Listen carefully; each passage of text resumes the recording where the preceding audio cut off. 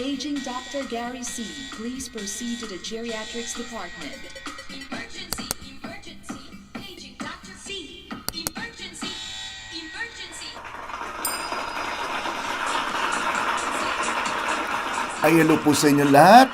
Si Dr. Gary C. po ito at nanonood kayo ng Gabay sa Kalusugan. Ang pag-uusapan natin ngayon ay yung Diet Coke at Coke Zero. Meron bang magandang naidudulot sa atin ito? At ano naman yung masamang naidudulot nito? Ay ba, I'm sure marami sa inyong umiinom ng soft drinks, no? Mapaanong klaseng soft drinks? Pepsi at kung ano-ano pa, no? Yung mga colas na tinatawag, soda na tinatawag. Ang sarap nga naman lalo na yung regular Coke, di ba? Ang tamis niyan, ang sarap Pero alam niyo po ba, na sa ngayon ko, konti na lang ang umiinom ng mga soft drinks kung tutuusin nyo. Pero may mga ngilan-ngilan na pag uminom naman ng mga soft drinks, talaga mga siguro 2 litro, yung malalaking ganyan, kayang ubusin. Ang tanong, uminom tayo ng soft drinks, alam ba natin yung isang lata lang yan kung gaano kataas ang asukal? Ito po, no? Ang Coca-Cola, yan ang pinakasikat na soft drink sa buong mundo, hindi lang sa US. At ito ay inumin na hindi naman rin rekomenda ng mga doktor. Mapapansin nyo, pag nagpunta kayo sa doktor, huwag ka nang uminom niyan, o kaya limitahan. Ganyan din ang sasabihin ng mga nutritionist, mga dietitian. Pati yung mga tinatawag natin na mga health experts o yung mga nakafocus sa kalusugan, puro siya nang sasabihin. Bakit? Kasi ang isang latang Coca-Cola, meron pong 39 grams of sugar. Alam niyo po ba, ilampas-lampas na nga yan sa isang araw na dapat niyong makonsume na asukal sa buong araw. Buong araw. So it's more than the recommended daily allowance ng inyong sugar. So ngayon, dahil dito, medyo dumadami ang tumataba, dumadami ang diabetic. Kaya naglabas ngayon ang Coca-Cola ng tinatawag yung mga Coke Zero o kaya Diet Coke. Yan yung dalawa. Ngayon, madalas tatanungin ako, Dok, ano bang difference ng dalawa? Diet Coke, Coke Zero, pwede ba yan sa mga ayaw tumaba? Pwede ba yan sa mga diabetic? Bagamat pareho po ito na sinasabing walang calories at wala ring asukal, ang nagpapatamis naman dito yung tinatawag na artificial sweeteners. Hindi asukal, no? Asukal na puti, kundi yung artificial sweeteners. Yan ang nagbibigay ng medyo malinamnam o masarap inumin, itong Diet Coke o kaya Coke Zero. Pero alam niyo po ba, nung nag-origin ng Coca-Cola noong May 8, 1886, yung tagal na, no? Ang tagal na, pero kailan ba nag-umpisa yung mga diet na yan? Yung Diet Coke, nag-umpisa lang yan noong 1982. At matagal bago nasundan ng tinatawag na Coke Zero noong 2005 lang. So naisip ng Coca-Cola ba, medyo humihina yung market natin dito sa regular Coke dahil kinokontra tayo ng mga doktor, bawal daw sa mga diabetic, bawal daw sa mga iba-ibang sakit, no? So naglabas sila ng ganyan na ang purpose nila ay makuha nila yung market ng mga taong takot sa asukal. Pero nung lumabas yung Diet Coke, masyadong na-identify sa mga babae na gusto magpa-sexy. Kasi pag sinabing diet, ang nasa isip, pampasexy. So, hindi masyadong tinatangkilik ng mga lalaki. At yun ang dahilan kung bakit naglabas sila ng Coke Zero. Yun lang, napakasimple ng paliwanag. So, ngayon, alam nyo na. Ngayon, bakit natin pinag-uusapan to? Dahil just recently naman, 2017, naglabas naman sila ng tinatawag na Coke Zero Sugar. Binago na naman nila, nag-rebrand sila, naging Coke Zero Sugar. Kaya makikita nyo ngayon sa mga supermarket, grocery, sari-sari store, nakalagay zero sugar. So may history, no? Ina-emphasize sila na wala itong asukal. Kasi marketing purposes yan. Ngayon ang tanong, between the two, Diet Coke saka yung Coke Zero, ano kaya ang mas healthier? Siyempre, ganyan ang gusto natin malaman. Bagamat pareho sila na umaasa sa tamis na artificial sweetener na tinatawag na aspartame. Yung Coke Zero at yung Coke Diet halos pareho pagdating dun sa nagpapatamis sa kanila, yung tinatawag na aspartame.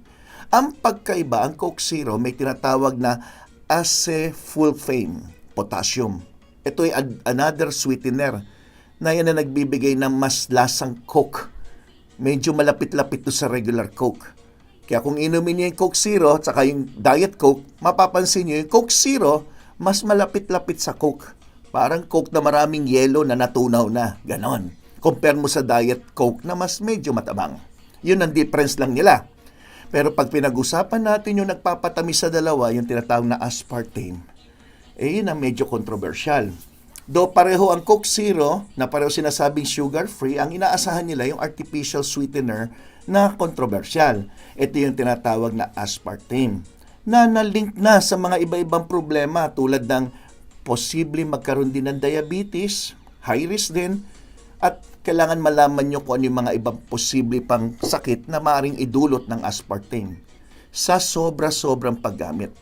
Ngayon, binasa ko ngayon, ano ba yung sobrang paggamit? Kasi ang Pilipino, pag sinabing drink moderately, ang tanong nila palagi, ilan boting beer? Ilang boting Red Horse? Ilang boting gin? O ilang shot ng mga whiskey? Di ba ganyan? Ang nabasa ko po, pag lumampas na ng 2 lata. So, 1 to 2 cans, pwedeng sabihin na safe. Okay pa.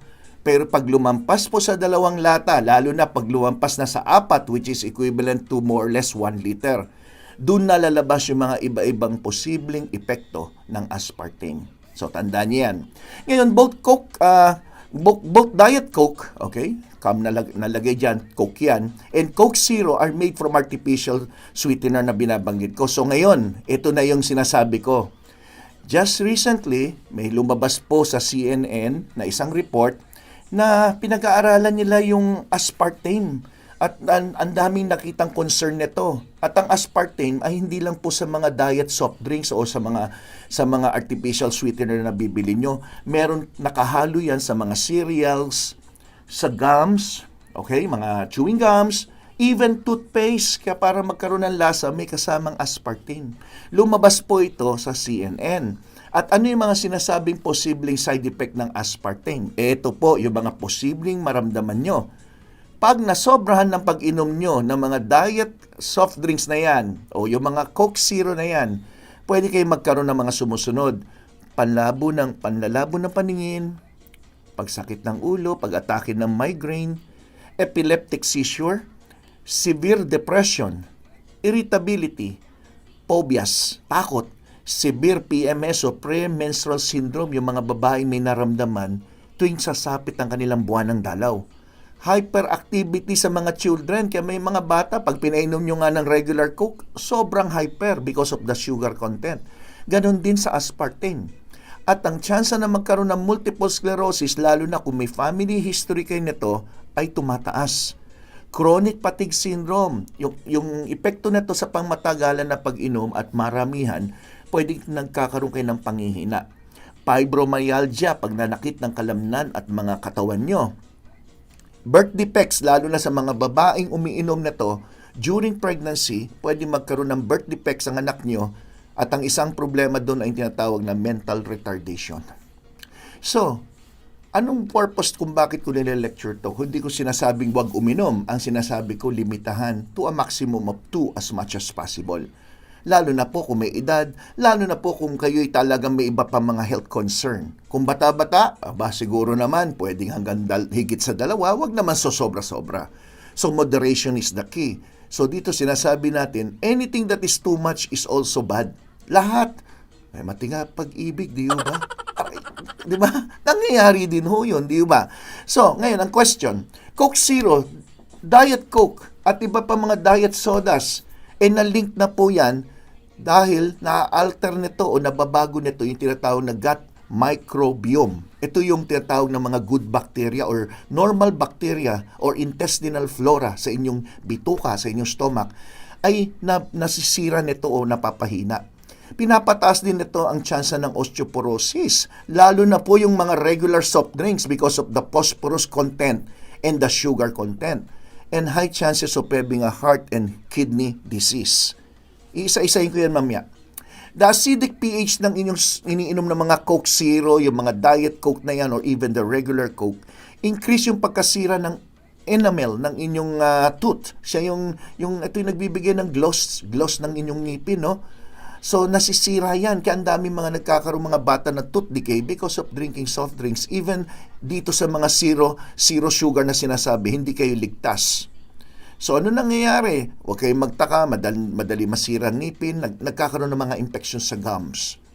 The evidence ng use ng sobrang Coke Zero, o sobrang pag-inom na to, because of its artificial sweetener, okay, ay pwede magkaroon ng conflicting statement pagdating sa weight management. Kasi sinasabi, kung ayaw mo tumaba, uminom ka ng Coke Zero o kaya yung tinatawag natin na sugar-free. But still, merong mga pag-aaral pang ginagawa ngayon na medyo kontra. Sinasabi, nag-gain din ng weight. Ang Coke Zero, Diet Coke, pareho sila na wala ng calories o mababa ang sugar content. Ang pinag-uusapan natin na nakakasama, yung artificial sweetener. So, hindi nyo pwedeng sabihin na safe to. Actually, mamaya magugulat kayo. Pag sinabi sustansya, zero nutritional value. Walang sangkap na pwede makag-igis sa inyong katawan. Bokya, zero. So, zero ang napoprovide netong calories, walang nutrition at all. So, mag-isip-isip na po kayo. Additionally, ang flavor ng Coke Zero mas masarap dahil sinabi ko nga sa inyo, dahil sa sangkap netong naiiba, no? So, yun na nagpapalasa. So, pag tinignan natin yung dalawa, walang difference eh. Ang difference lang nila, isa. Ang Coke Zero ay may taglay na acesulfame potassium na additional sweetener. Another na pwede natin sabihin, mas mataas ang caffeine content. Caffeine content ng Diet Coke. So, tingnan nyo po sweetener. Pareho silang aspartame. Pareho. Pero ang Coke Zero, meron siyang acesulfame potassium. Sa flavoring, halos pareho lang, no? Ang Coke Zero, mas medyo lapit dun sa tinatawag ninyong classic Coca-Cola or regular. Target market. Ang target market ng diet, mga babae, medyo gustong sumexy, mga ganyan-ganyan. Ang target dun sa kabila, more on yung mga lalaki na nabanggit ko kanina, no? Dahil low-calorie soda daw to. Ang caffeine content, mas mataas ang Diet Coke compare mo sa Coke Zero. Ang Diet Coke ay 46 milligrams compare mo sa Coke Zero na 34 milligrams ang isang lata. Okay. Pero yung dalawang yan, mapa 36 or mapa 46 or 34 milligrams of caffeine, lalo na sa mga may edad, pwede na mag-stimulate yan ng pagbilis ng heartbeat nyo, hindi kayo makatulog. Which is, di-discuss ko mamaya yung mga posibleng epekto naman ng caffeine. Calorie content, zero pareho. Sugar content, zero din pareho. So, in summary, ito yon. So, pag tinignan niyo yung kulay pula, yan po yung tinatawag niyong Diet Coke. At yung kulay pula, yung kulay itim naman, yan naman yung Coke Zero. So, kung titingnan niyo, halos magkapareho lang. Halos magkapareho. Ngayon, ano yung common side effects ng sobrang caffeine naman? Okay, bagamat hindi natin mako-compare yung isang tasang kape, compare mo sa isang latang Coca-Cola because ang isang latang Coca-Cola, as I've said, nasa 46 to 34 milligrams lang. Ang isang kape naman is 150 milligrams of caffeine. So, mas mataas ang caffeine ng kape. But the common side effects ng caffeine, pag nasobrahan, lalo na sa mga may edad, nandiyan nanginginig kayo, nininervyos, jittery, mahirap matulog, pagsakit ng ulo o pagkahilo, mabilis ang pagtibok ng puso at dehydration. Bakit dehydration? Pag uminom ng kape o uminom ng soft drinks, mapapansin nyo, ihi kayo ng ihi. Yan ang effect ng caffeine. So, ihi ka ng ihi, pag hindi ka na mauminom ng sapat na bilang ng tubig, pwede ka magkaroon ng dehydration. So, on summary, how diet soda or Coke Zero destroy our body? Ito na, very simple. Number 1, it can cause depression. Alam nyo po ba, sa 4 na lata sa isang araw, 30% ang chance nyo na magkaroon ng depression. Compare mo nga sa kape sa 4 na cups ng kape, 10% lang ang pwede magbigay ng depression. Sa isang banda pa nga, ang kape nakakatulong na antidepressant kung tutuusin. Kidney damage, 30% na long-term use of drinking diet soda o kaya Coke Zero can give you 30% reduction ng inyong kidney function. So, all people na diabetic na merong kidney problem, mataas ang creatinine, stop drinking soft drinks in general, mapa-diet o zero. Metabolic mayhem, pwede magkaroon ng pagluloko sa inyong timbang, pwede mag-gain ng weight. Daily diet soda drinking can cause 36%. Ito base na sa pag-aaral. 36% higher risk of metabolic syndrome. Na-discuss ko na po sa isang buong lecture kung ano yung metabolic syndrome. Andiyan yung overweight, mataas triglyceride, mataas ang blood pressure, at yung insulin, nagkakaroon ka ng insulin resistance. 67% higher risk of having diabetes type 2. Kasi ang artificial sweeteners trigger insulin. sending your body into fat storage mode by 36%. Mataas po yan. Cardiovascular disease, daily diet soda, drinking raises your risk of heart attack and stroke. Meron pa, baka may kilala kayo na stroke na, uminom pa ng mga ganyan. Pagsabihan nyo po. Regardless of other factors like smoking, weight, overweight, sodium intake, and high cholesterol. So chances, maski na maingat ka na sa pagkain ng mga maalat o mamamantikang pagkain, hindi ka na naninigarilyo, maayos na yung timbang mo, yung pag-inom mo lang ng mga diet soda, yung mga Coke Zero, Diet Coke, ay pwede magkaroon ka ng chance of stroke and heart attack pag labis ang inyong pag-inom. Tooth erosion, nabanggit ko na yan kanina, sinisira nito yung enamel ng inyong ng ngipin, kaya pwede kayong magkaroon ng, dahil sa acid yan, kaya nasisira ang ngipin, nabubulok. Punta sa dentista, tanggal nito, tanggal doon, bulok dito, butas doon. Yan ang nangyayari. Pati mga gums.